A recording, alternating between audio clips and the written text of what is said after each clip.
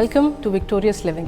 Are you ready to unlock your full potential and experience the abundant life God has planned for you? We all face challenges, but on Victorious Living, we will equip you with practical tools and inspiring stories to help you live a life of victory. Let's prepare ourselves to learn something new today. Before we jump in, let's spread the victory. Share this video with someone who needs a fresh perspective. You were created for greatness. Let's dive in and discover how to live a life of victory. Victorious living के एक और episode में आपका स्वागत है। I am sure that आज हम बहुत कुछ सीखने जा रहे हैं। बहुत एक इम्पॉर्टेंट एक्सपीरियंस जो मेरे लाइफ का है मैं आपके साथ अभी शेयर करने जा रही हूँ।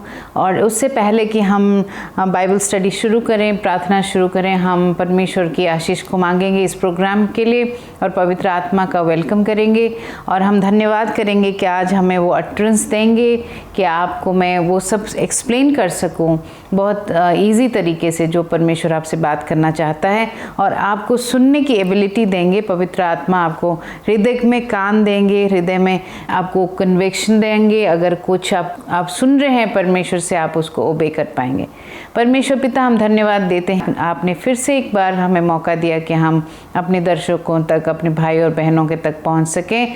परमेश्वर, हम धन्यवाद करते हैं एडवांस में कि आप हमें आज अलौकिक कुछ बताएंगे। परमेश्वर, आप अद्भुत चीज़ें बताएंगे जो हमारे जीवन को बदलेगा, क्योंकि एक वचन परमेश्वर से हमारे जीवन को हमेशा हमेशा के लिए बदल देता है। यीशु के नाम से हम प्रार्थना करते हैं, सुने और कबूल करें, आमीन। हमारा परमेश्वर पिता जो है वो बहुत दयालु परमेश्वर है, वो बहुत अच्छा परमेश्वर है। उसके मन में सिर्फ आपके लिए भलाई है। जैसे यिर्मयाह 29:11 कहता है कि मेरे जो प्लान्स है तुम्हारे लिए वो सिर्फ प्रॉस्पेरिटी के लिए है, हार्म के लिए, हानि के लिए नहीं है। तो यहाँ पे कुछ स्टोरीज आज हम देखेंगे। सबसे पहले हम नेमन के बारे में देखेंगे 2 किंग्स में चैप्टर 5 में, जिसको लेप्रेसी हो गया था। ये इंसान बिलीवर नहीं था, वो ज्यूइश भी नहीं था, लेकिन परमेश्वर इसको बचाने का प्लान करते हैं। और उनका एक सर्वेंट गर्ल होती है जो सजेस्ट करती है कि क्यों ना आप इज़राइल में जाए, और इज़राइल में एक ऐसे प्रॉफिट हैं जो आपको हील कर सकते हैं, आपकी लेप्रेसी को हील कर सकते हैं। यहाँ पे लिखा है, Naaman commander of the army of the king of Syria was a great and honourable man in the eyes of his master, because by him the Lord had given victory to Syria. Syria की एक बहुत बड़े powerful commander हैं ये, लेकिन इनको अचानक से, इतने पावरफुल इंसान को अचानक से लेप्रेसी स्ट्राइक करती है। एंड आपको बता दूं कि उन दिनों में लेप्रेसी का हो जाना मतलब ज़िंदगी ख़त्म हो गया, क्योंकि लेप्रेसी का इलाज नहीं था और लेपर को धीरे धीरे करके घर से बाहर निकाल दी जाती थी। एक लेप्रेसी कॉलोनी में उसको रहना पड़ता था, और आहिस्ता आहिस्ता उनके सारे अंग खराब होने लग जाते थे, गलने लग जाते थे और वो मर जाते थे। तो इतना बड़ा विक्टोरियस इंसान अब एक डेस्परेट सिचुएशन में है, और इस डेस्परेशन में सडनली जब वो सुनता है कि उसकी जो सर्वेंट गर्ल है वो बोलती है आप इज़राइल में जाइए, वहाँ पे एक प्रॉफिट है जो आपको, प्रॉफिट एलीशा है, वो आपको हील करेंगे। तो वो लेटर लेके जाते हैं राजा से, और उनके दूसरी इज़राइल के राजा के पास पहुँचते हैं। Then Elisha, man of God, heard that the king of Israel had torn his clothes, that he sent the king saying, why have you torn your clothes? Please let him come to me. इससे अगर पीछे एक वर्ष देखेंगे तो जब राजा को बताया जाता है कि आप इसको हील करो, हीलिंग का लेटर लेके आते हैं नेमन। सो इज़राइल के राजा अपने कपड़ों को फाड़ते हैं और विलाप करने लग जाते हैं कि मैं कहाँ हील कर पाऊंगा, क्योंकि क्या मैं गॉड हूँ। सो एलीशा इस बात को सुनते हैं और एलीशा कहते हैं कि उनको मेरे पास भेजो and I will heal him. Naaman जब हॉर्स के साथ, चैरियट्स के साथ एलीशा के दरवाजे पे खड़े होते हैं, एलीशा खुद बाहर नहीं आते हैं, उनकी मैसेंजर को भेजते हैं, और मैसेंजर के हाथ में बोलते हैं कि go and wash in the Jordan 7 times and your flesh shall be restored to you and you shall be clean. But Naaman became furious, क्योंकि नेमन को सबसे पहले तो बुरा लगा क्योंकि वो एलीशा जो प्रॉफिट हैं वो बाहर नहीं आए। सेकंड, वो एक छोटी सी बात करने को बोल रहे हैं, जाके पानी में डुबकी लगाने के लिए बोल रहे हैं, आके हाथ नहीं हिलाया उनके ऊपर, प्रार्थना नहीं किया, हाथ को टच नहीं किया उनको। सो नेमन नाराज़ होके वहाँ से चले गए। लेकिन उनका जो सिपाही था इनके साथ, इनका जो सिपाही था वो सजेस्ट करता है कि अगर आपको कोई बड़ा काम प्रॉफिट बोलते तो आप ज़रूर करते, लेकिन आपको छोटी सी बात कही कि जाओ जॉर्डन में आप 7 बार डिप करो तो आपको बुरा लग रहा है। तो उन्होंने बोला कि क्यों ना हम जाके देखें, बात मान लेने में क्या प्रॉब्लम है। तो वो अनविलिंगली वो जाते हैं। सो ही वेंट डाउन, वर्स 14 में मैं पढ़ रही हूँ, chapter 5। He went down and dipped 7 times in Jordan, according to the saying of the man of God, and his flesh was restored like the flesh of little child, and he was clean. Right. So यहाँ पे हम देखते हैं कि एक छोटी सी instruction जो प्रॉफिट ऑफ गॉड देते हैं उसको वो मानता है और उनका जो शरीर है चंगाई उसको मिलता है, लाइक कम्प्लीटली नॉर्मल हो जाता है, क्लीन हो जाता है लेप्रेसी से, और यहाँ पे वो हील हो जाता है। सो यहाँ पे मैं देखती हूँ कि ये एक बिलीवर नहीं था। ये एग्जाम्पल मैंने आपको इसीलिए दिया क्योंकि ये बिलीवर नहीं था। ये जो नेमन है ये बिलीवर नहीं था, दूसरे देश से था, इसको परमेश्वर का अनुग्रह का पता नहीं था, लेकिन इसने प्रॉफिट की बात मानी और सही समय पे सही जगह पे पहुंचा तो इसको चंगाई मिली।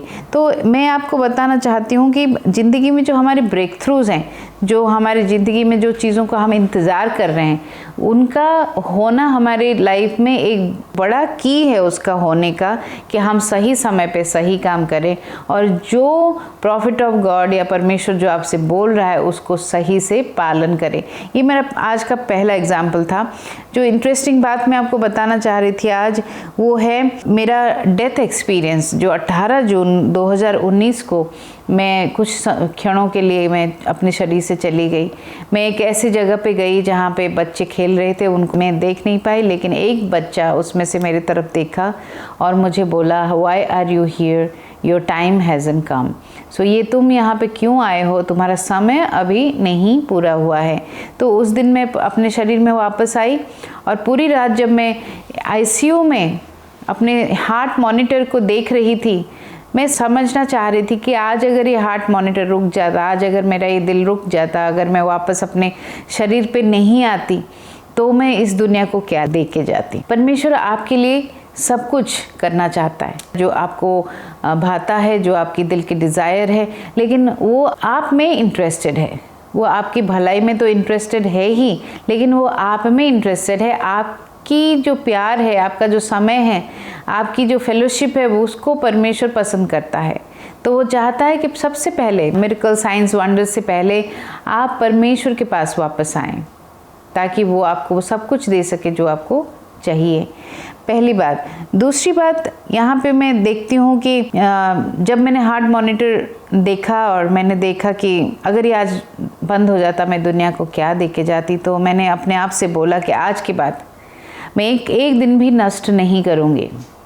और उसके बाद, और आज का दिन है, मैं कभी भी टाइम वेस्ट नहीं करती हूँ, मेरे लिए माफ़ करना आसान हो गया है।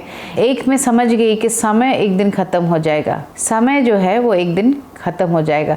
समय हमेशा के लिए रुकेगा नहीं, और समय के ही हम कदर नहीं करते हैं। समय का ही हम कदर नहीं करते, समय को ही हम लाइटली लेते हैं, समय को ही हम ग्रांटेड लेते हैं, है ना। समय को ही हम बहुत इग्नोर करते हैं और हमें लगता है कि आज नहीं तो कल कर लूँगी, कल नहीं तो परसों कर लूँगी, कभी ना कभी तो कर लूँगी। लेकिन एक समय आएगा जब हमारे पास वक्त नहीं होगा, हमें ये शरीर छोड़ के जाना होगा। मेरा जो नेक्स्ट स्टोरी है वो ऐसे ही स्टोरी है बुक ऑफ लूक चैप्टर 16 से। यहाँ पे रिच मैन और लैजरस की स्टोरी है, जहाँ पे 19 वर्ष से शुरू होता है। There was a certain rich man who was clothed in purple and fine linen, lived very abundantly, and there was a certain beggar named Lazarus who was laid at his gate full of sores, यानी कि वो उसके पूरे शरीर में घाव थे और वो उसके गेट पे पड़ा रहता था, and desiring to be fed with the crumbs which fell from the rich man's table। वो ऐसे बैठा रहता था ताकि उसको कुछ थोड़ा बहुत क्रम्स मिल जाए टेबल से। Moreover, the dogs came and licked his sores, and dog भी आके कभी कभी उसको चाटते थे। अंदाज़ा लगाए कि कितना बुरा हालत था उसका। और वो रिच मैन के गेट के पास ही बैठा रहता था। और ये स्टोरी हमें बताती है कि रिच मैन हमेशा पास बाय करके जाता था और उसको देखता था, लेकिन कभी रिएक्ट नहीं करता था। And it came to pass that the beggar died। वो मर गया, बेगर मर गया, और वो ही was carried by the angels into the Abraham's bosom. Abraham के पास उसको ले जाया गया। ये मैं पढ़ रही हूँ लूक चैप्टर 16 वर्स 22। 23 में लिखा है, 22 में लिखा है कि even the rich man also died and was buried. नहीं, वो अब्राहम के पास नहीं लेके गए उसको, he died and he was buried. So and in hell, जो गरीब था उसको एंजल्स ने अपने साथ लेके गए और अब्राहम के पास लेके गए, और यहाँ पे जो रिच मैन जो मर गया वो उसको खाली बरी करा गया, उसके बारे में कुछ नहीं लिखा है।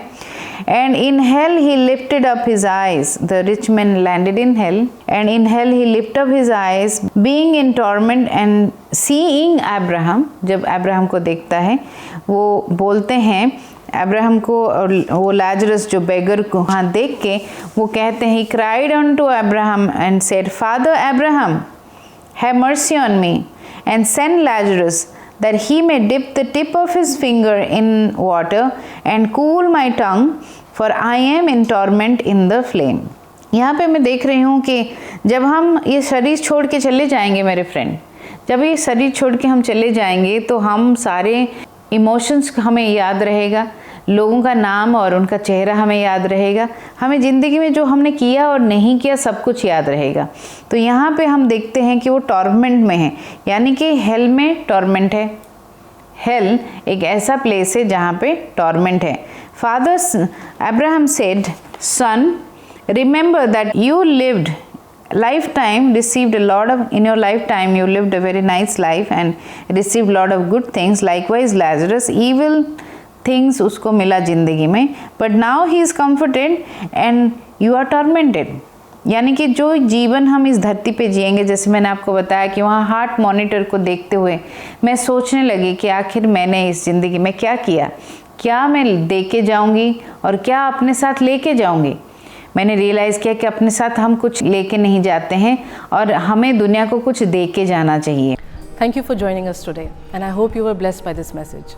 Let's use this encouragement to spread hope and light not only in our own lives but also in our families and communities.